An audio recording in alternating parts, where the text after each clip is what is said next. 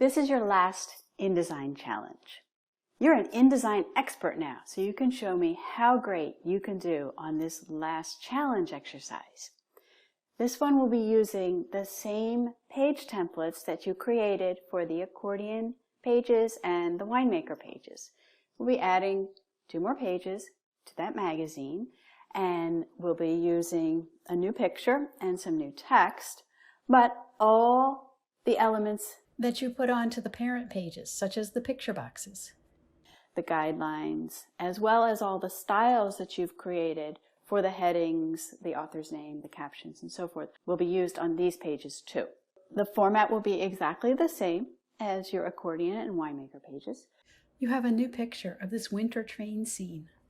And you'll be placing it in the large picture box on the right page, as well as the 2 smaller picture boxes on the left page. So remember, you need to resize and crop the picture 3 different ways to get it to work in those 3 different picture boxes. You'll be placing the text in the column on the left page, as well as the captions underneath the 2 small pictures on the left and over the large picture on the right. If all of your style settings are set up, this is going to be really simple and easy.